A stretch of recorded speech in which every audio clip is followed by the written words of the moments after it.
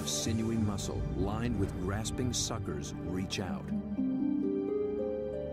and gently explore the strange intruder.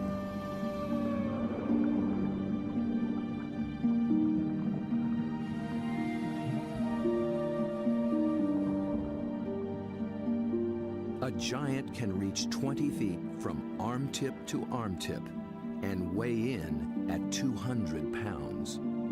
It's the largest octopus in the great clan called the cephalopods, the group that unites the octopus and squid. It's an ancient tribe, the first large predators in the sea. To this curious female, we're a brand new species.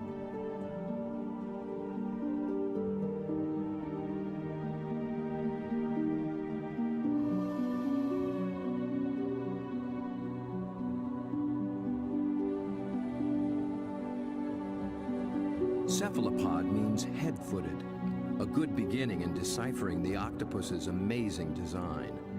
The head and body are encased in a large, soft sac, and the foot, derived from its distant relatives, the clams and snails, has become a siphon, a water jet to propel it in any direction.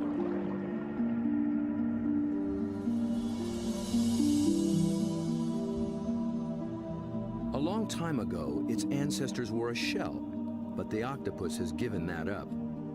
Yet for creatures with such tasty flesh, the lack of protection presents a problem. The cephalopod solution? The most extraordinary skin in the animal kingdom. In an instant, it can change color, pattern, and texture. And with no bones to confine its shape, the creature can virtually disappear.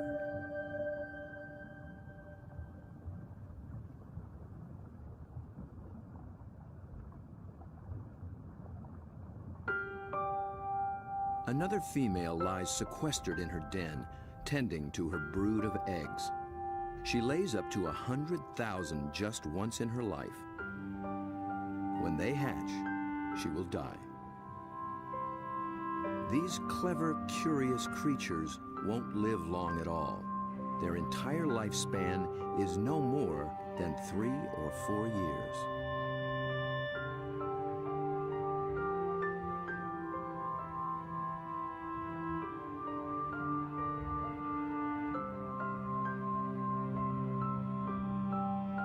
The transparent babies are no bigger than a grain of rice, but within a year, they'll be giants.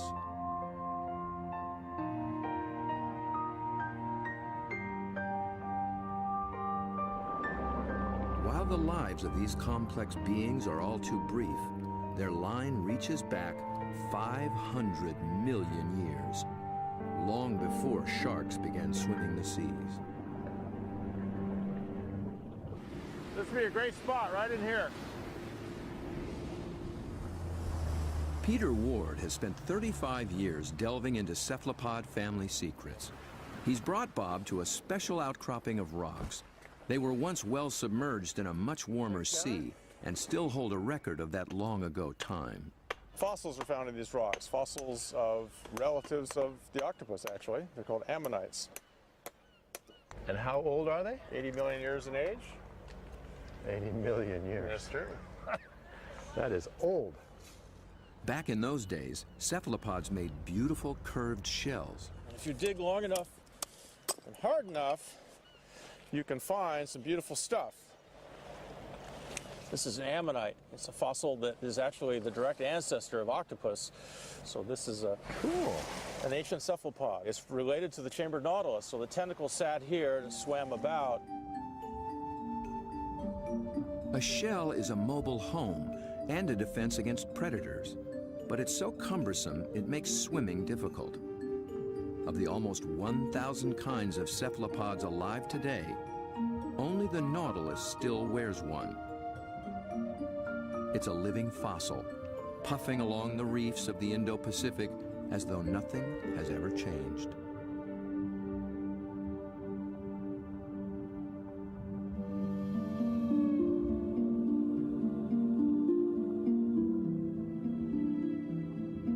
Bob returns for one last dive with the octopus.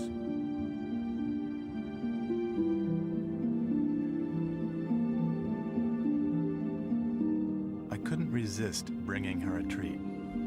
All cephalopods are carnivores, and they love crabs. This creature actually reached out to me. I could sense her interest, her intelligence. I could see it in her eyes. There's something about the eyes of these animals just draw human observers in, and especially with the octopus and the cuttlefish, they definitely make visual eye contact with you and maintain it. Dr. John Forsyth studies these creatures' amazing physiology and complex behaviors. And I've come in and played games with octopus where I'll duck down and they'll raise up and look at me, and then I'll raise up and they'll duck down, and this will just go on for 15 or 20 minutes. Like this guy, I can barely see him over there, but when I look up, oh, you know, see, he's coming up. Because I think they look for our eyes. I think they try to make contact with our eyes as well.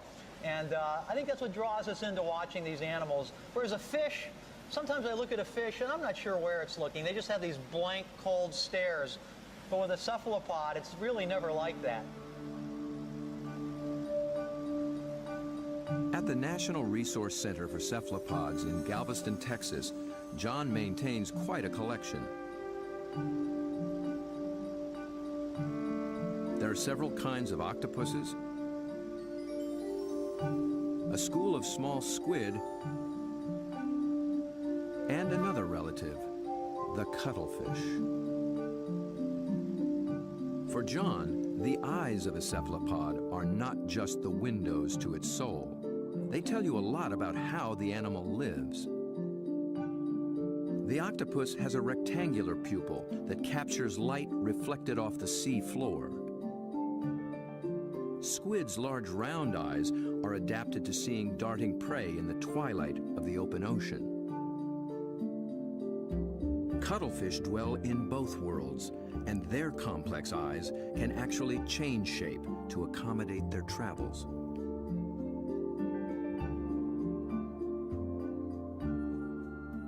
But it's not in their eerie eyes that cephalopods reveal their inner feelings. It's in their remarkable skin. Millions of tiny sacs of pigment called chromatophores dot their skin, each controlled by minute muscles. With a little flexing, a cephalopod can flash with rippling bands of color.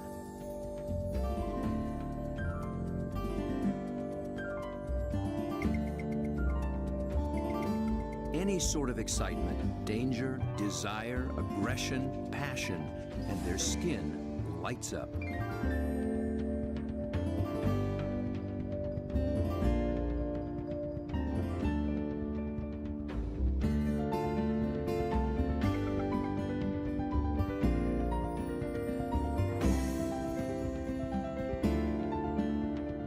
For creatures with no vocal abilities at all, this is the way they communicate, in a language of light and color.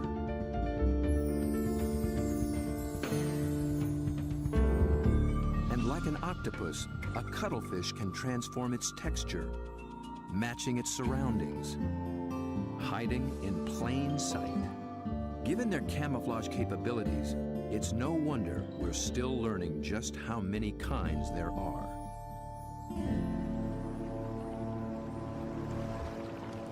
One of the hotspots for new discoveries is the narrow Lembah Strait off North Sulawesi in the island chain of Indonesia. It's a pretty scenic spot. Isn't it? John and Bob have come here looking for new species of cephalopods. It's a place primed for strange adaptations. In the shallow, warm water, light and temperatures remain constant. But the channels, inlets, bays, and lagoons create many small separate habitats, and that leads to high diversity. This is John's fourth trip to Lembah Strait, and each time something surprising turns up. He's brought Bob to a spot called lik, which in local slang means the muck.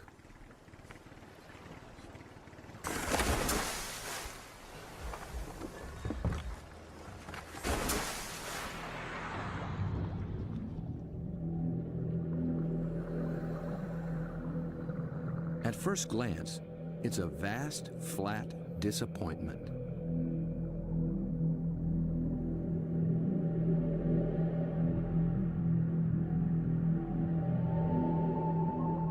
But wait here quietly, and a lot of what looks like sand begins looking back.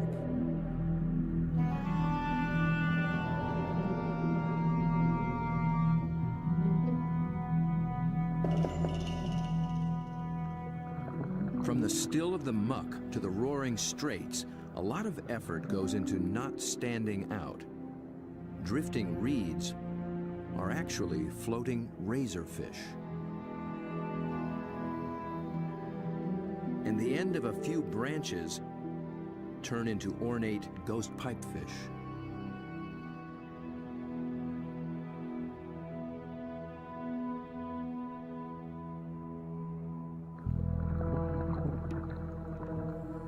Out in the high-speed tides and swirling eddies, fish work hard to keep their footing, digging into the bottom with spine-like fins.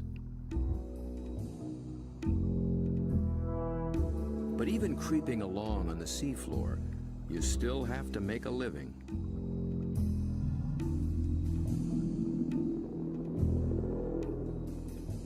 A harmless-looking weed rolling in the current is a hairy frogfish trolling for a meal.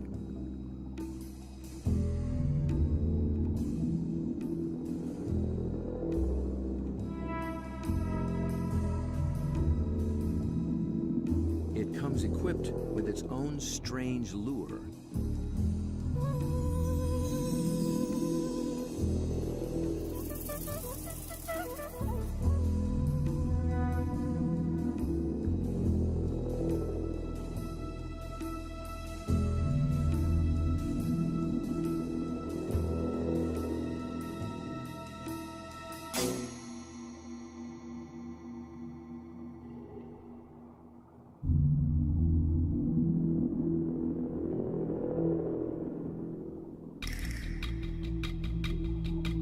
The sand offers the best retreat, but the crab has already been spotted. A marginated octopus is the perfect little predator here. Good camouflage, good eyesight,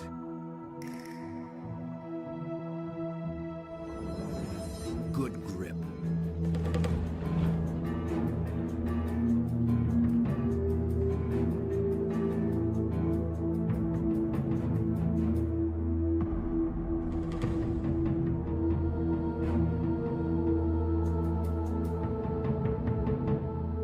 The soft-bodied octopus has one more weapon up its sleeve to subdue the crab's claws: venom.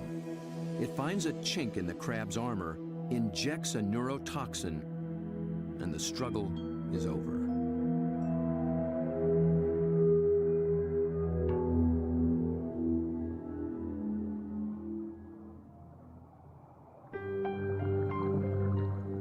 In such an open setting, the trick for every creature is to find some place to hide.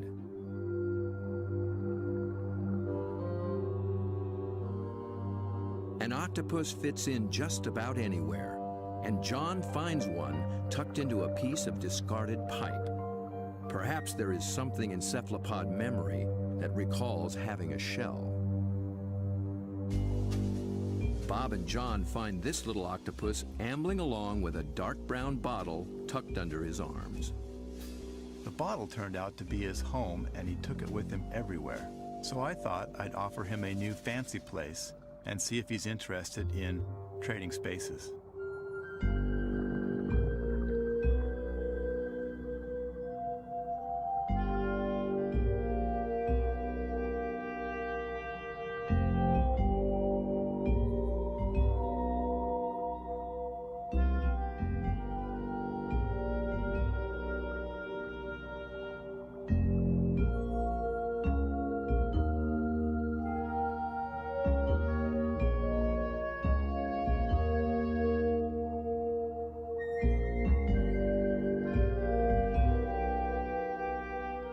I began to worry he might get confused by this clear glass and wouldn't remember how to get back out. But after a few minutes, he slipped through the opening and went straight back to his old brown bottle. He'd made his choice. I think the clear glass was a little too bright. And besides, there's no place like home, especially when you can take it with you.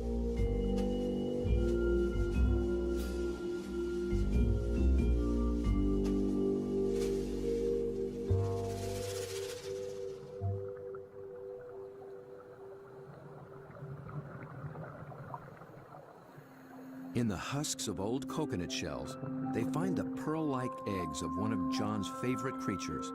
It's a tiny cuttlefish that's seldom seen after it hatches.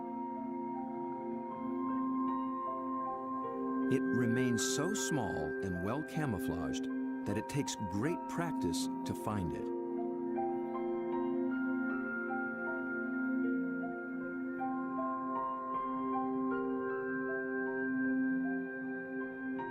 Down on the sea floor, it appears to walk across the bright stones, its rippling colors blending in and standing out. It's called the flamboyant.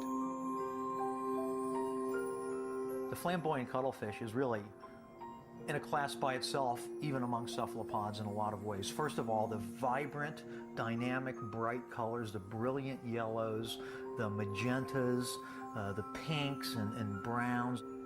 It adds on top of that these passing clouds of color as it's stalking, looking for prey. And of course, that's happening in living skin.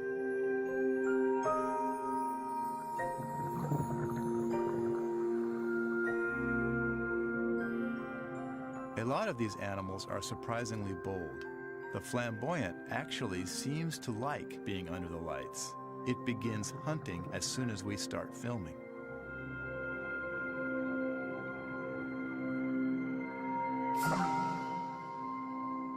My video lights attract little shrimp and crustaceans.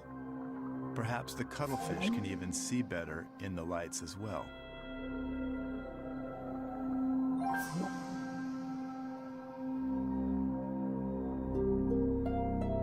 It's only when John sticks out an enormous hand that we see the scale of this little hunter. Next to a 6-foot Humboldt and a giant octopus, it's hard to believe it's one of the family.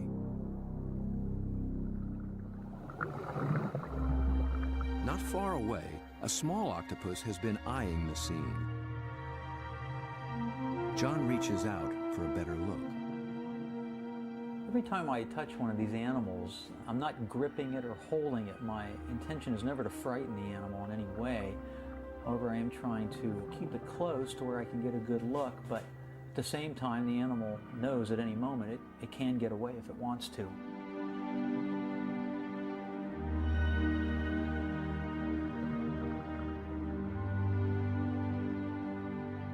This octopus gets away all too soon. John thinks it may be a brand new species never seen before.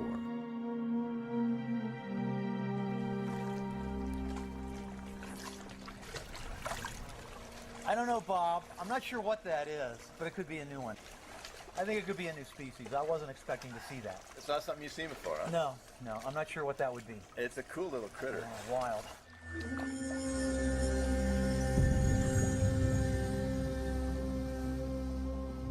The waters of Sulawesi are full of new discoveries, and one is an octopus designed with a special brand of disguise. It lives in the same waters as the banded sea snake, whose bold stripes announce its potent venom.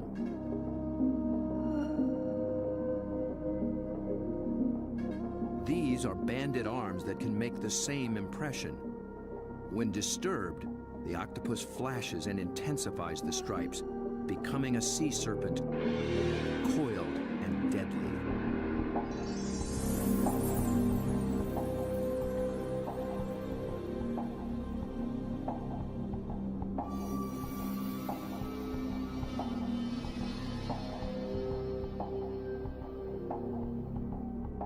The creature has not yet been named by science, but it is known to be a fraud. It's a shy nocturnal octopus, and unlike the snake, its venom is virtually harmless. Its stripes are simply a ruse to intimidate would-be predators.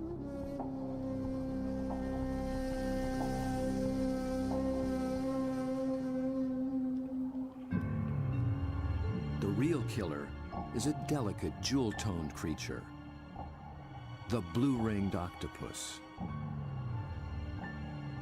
The flashing blue neon is no false alarm. Its poison can immobilize every muscle in the human body. There is no antidote. But all it's really after is a crab.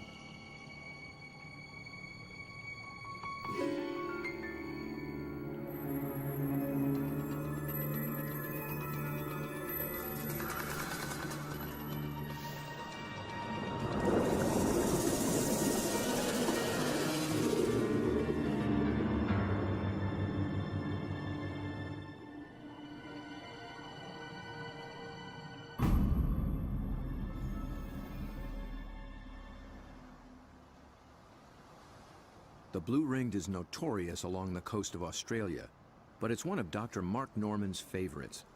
As curator of marine invertebrates at Museum Victoria, his fieldwork in all 7 seas has revolutionized what we know about cephalopods. It's really hard to estimate how many species of cephalopods, or in particular octopuses, we have worldwide, because we're still in the period of discovery. They thought there was about 100 species of octopus in the world, and we've found 150 new species in the last 10 years through the Indian and Pacific Oceans and Australia and up through Asia. And these groups of animals, it's not hard to find new species. Almost everything we touch is new.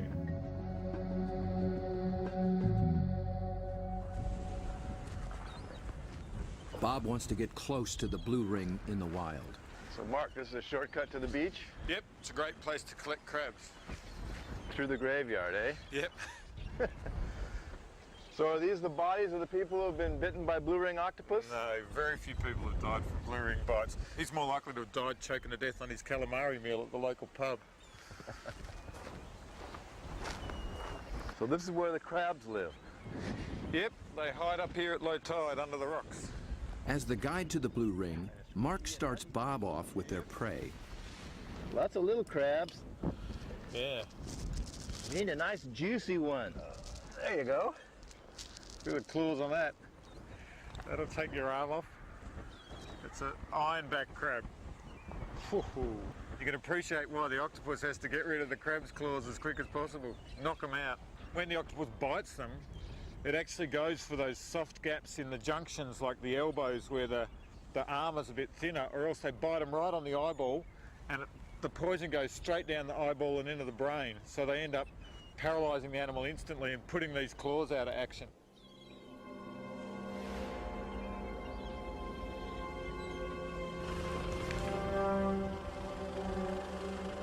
The dive begins after dark, when blue rings are most active. And it's not off some wild, remote beach. The deadly blue ring lives just beneath the town pier.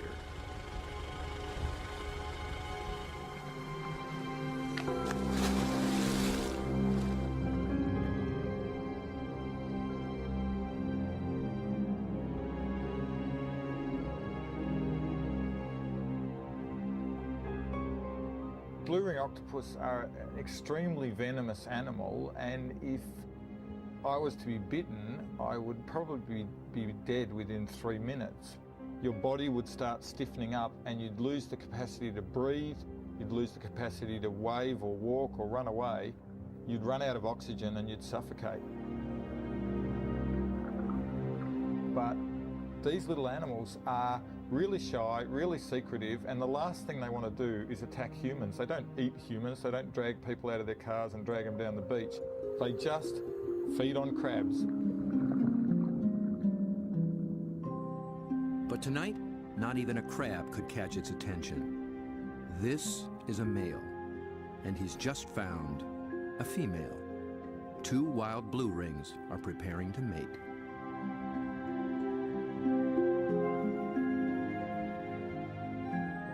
They keep their colors subdued to avoid attracting attention, especially from competing males. No flashing their electric blue. A temporary aquarium helps Bob film what happens next.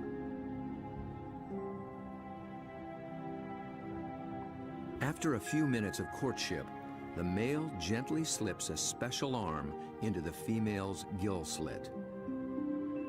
He's depositing a packet of sperm, which she will use later to fertilize her eggs.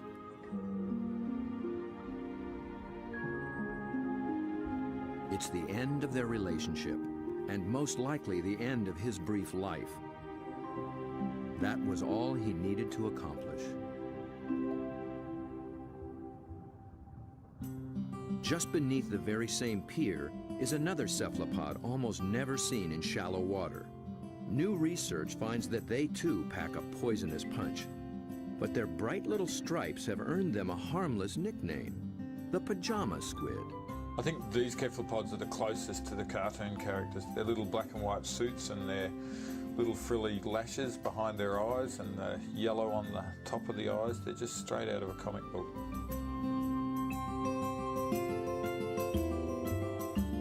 The pajama squid seem to have taken a cue from the blue rings. Males grab any passing female and then they try as hard as they can to reposition them so that they're face on, ready to mate, sort of suckers to suckers.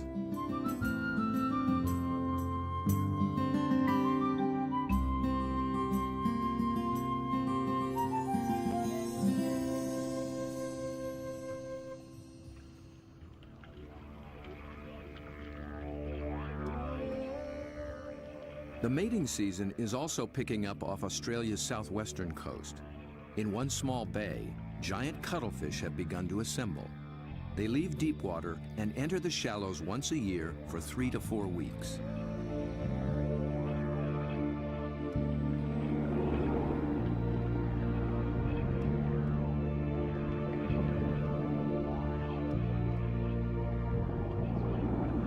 The males are 3 feet and massive, with 8 flowing arms and 1 all-consuming purpose. A much smaller female takes refuge in the rocks.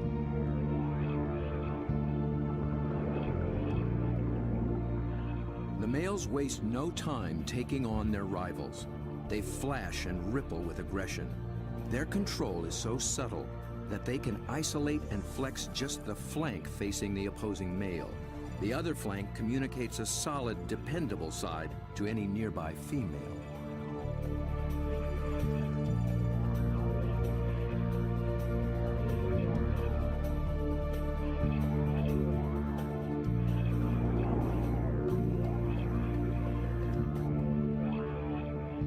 One male has claimed her and takes possession.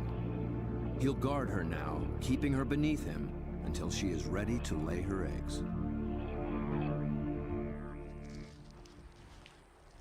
Jules, you around here somewhere?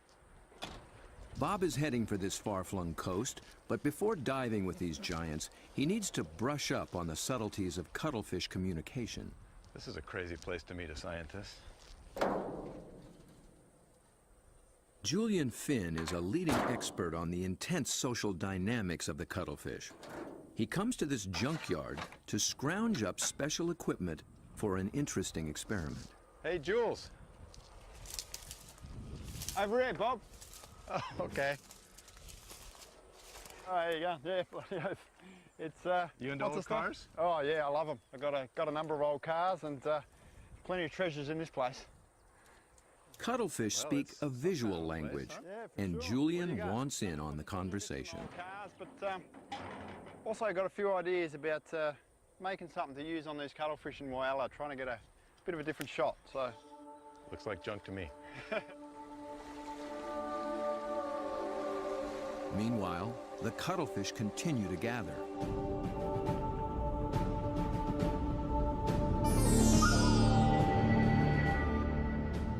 Their complex communication escalates into a kaleidoscope of colors. Opponents toss each other in the rolling tide, and things start getting rough.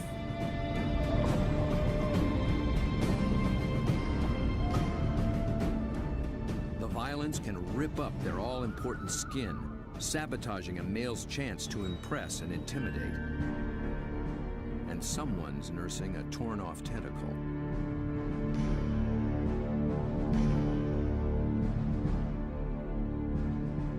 In a temporary standoff, a large male guards his female from two other heavyweights, while a little male, too small to take seriously, hovers on the sidelines.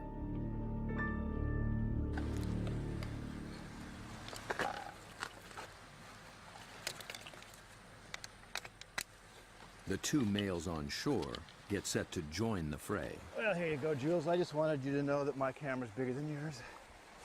Mine's a bit different than yours, sir. Well, yours has a hubcap on the front of it. What I'm hoping to do is film the male's reaction to another male. But instead of having another male there, I'm going to have its reflection. It's when males are the same size that trouble starts, and Julian will present one with its very own reflection. He's studying the displays and the intense competition. He intends to provoke a fight. He approaches a large male who immediately responds.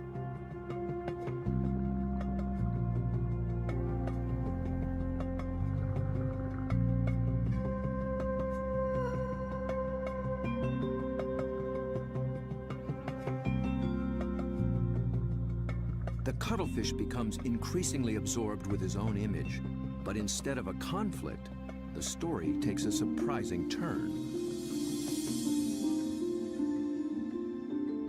The small, unimpressive male has sneaked in and begun mating with the unguarded female. He's not signaled, nor flashed, nor dazzled. He simply grabbed the female for his own, making every attempt to look as much like her as possible.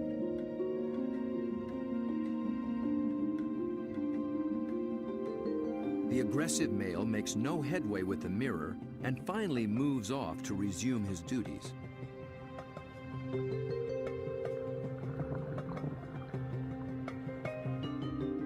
But he's still distracted, still flashing, and doesn't recognize that his female is mating right under his nose.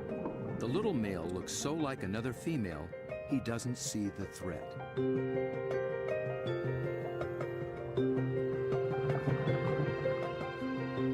At last, he senses something's wrong and moves in to reclaim his female.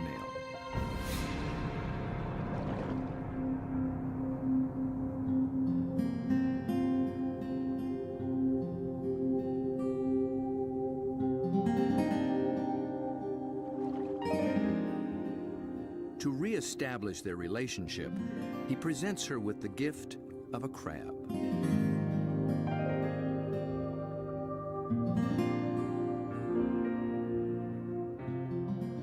With so much going on in cuttlefish society, Julian will be experimenting for a long time to come.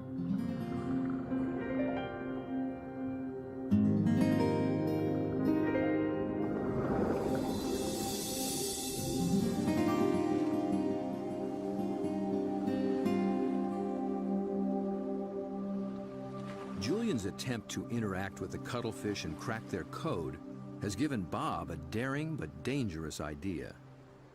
Deep in the waters of Mexico, the mighty Humboldt squid flash their own mysterious signals, and Bob is determined to dive with them again. He intends to engage these aggressive predators by imitating their behavior with a display all his own.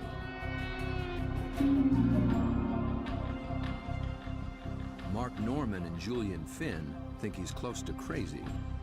Sure, you've got the blue ring octopus that can kill you within a few minutes with the poison, yet there's something scarier about a squid that can rip off your flesh and tear out your throat, so to speak. I think you'd be really sensible to work with shark cages with those animals, because the stories I've heard are these massive animals that will effectively skeletonise a cow in a minute because they're such voracious predators. Bob Cranston has no intention of taking this advice. His whole goal is to interact with these squid on their terms, in their world. Well, 1 In the small town of Santa Rosalia, on the edge of the Sea of Cortez, being a fisherman takes a certain courage. We lose people every other year. Somebody dies. I had a friend that they found floating in the ocean last year. It's lucky they found him because they're carnivorous. They'll eat you. I mean, they will eat you. The squid will eat you. The squid will eat you. If you fall into the ocean, they'll get you with their tentacles. You'll drown, and then they'll, all the rest of them will just eat you.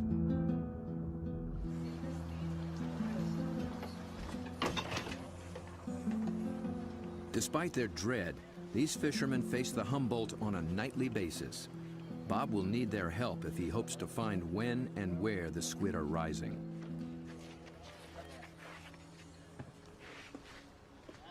Alberto. When the Humboldt flash on and off, Bob intends to flash right back. Yo no sé. This is a flashlight, big flashlight for squid. We're gonna. Estos loco, see?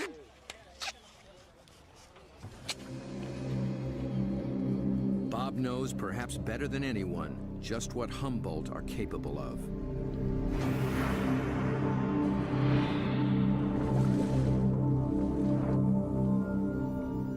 But it's not fear that he feels. It's an intense fascination for such alien creatures in a world so different from our own. For me, there's just something about these animals. Maybe it's because this type of diving in itself is a great challenge. It's hard to work at these depths. I've managed to go down and physically touch these fantastic creatures, but somehow they're the ones that have taken a hold of me.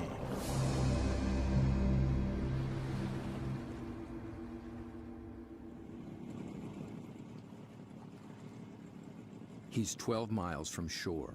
Aside from his assistant cameraman, there'll be no backup down below, and no source of help at all topside.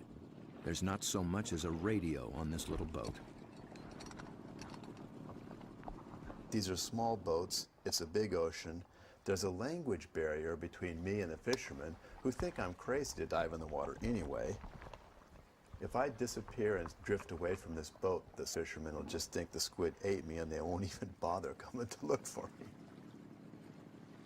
Yet Bob has confidence in his own experience and in his plan.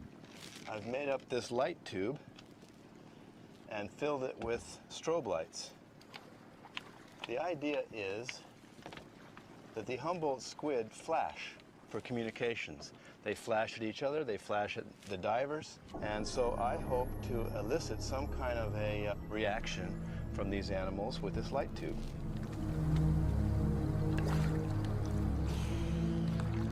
Beneath the boat lies 1,000 feet of open water and sea monsters.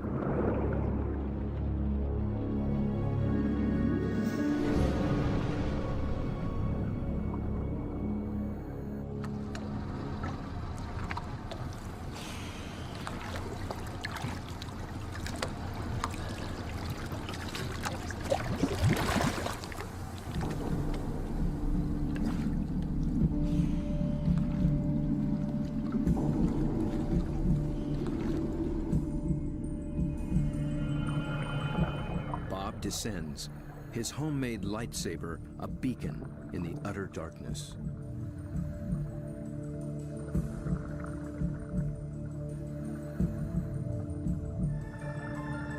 Right away, there's a complete surprise. Mobile arrays. They're seldom seen in a school like this. Already the night has taken on unexpected possibilities.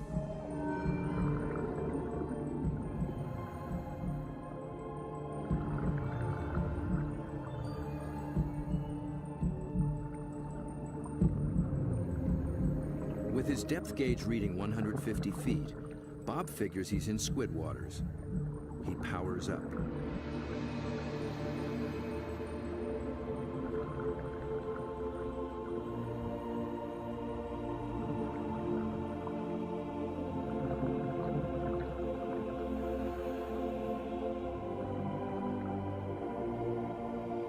A giant swarm of pink krill mobs the lights. Suddenly, Bob's in the middle of a midnight feeding frenzy.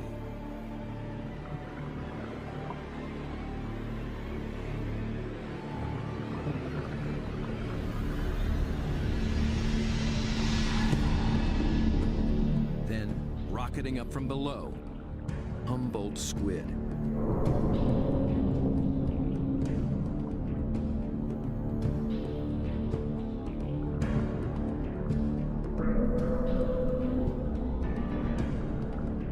They're flashing red and white. Bob tries to get clear of the krill into better visibility.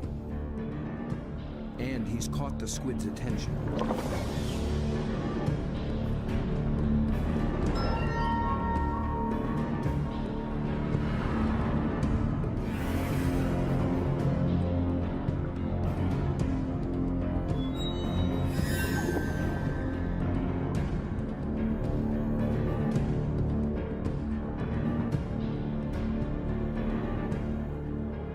Transfixed by this enormous eye up from the deep.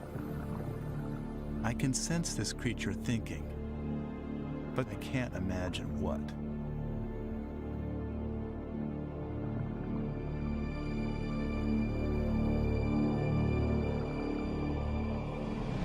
A minute later, contact. The squid grabs hold, testing the light the only way it can.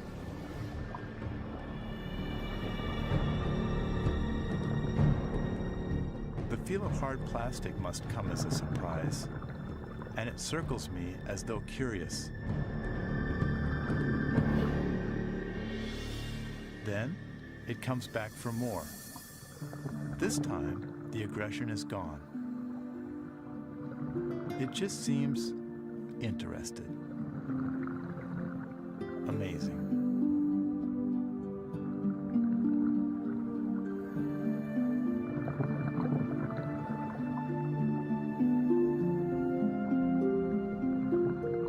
Play for a moment.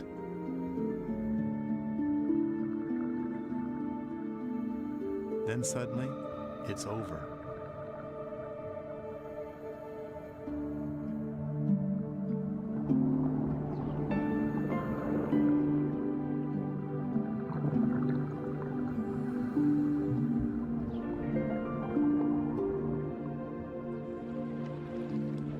The fishermen are relieved just to see me alive.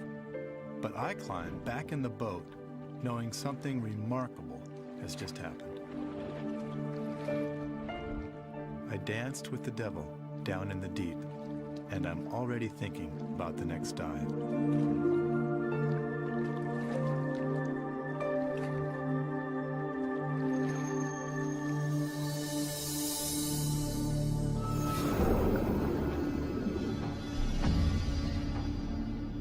It's certain that Bob will return to dive again with the mysterious Humboldt, perhaps with a new strategy on how to make contact.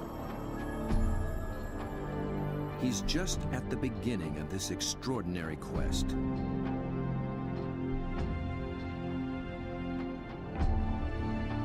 But who will he meet next time in the waters below? Friend or foe?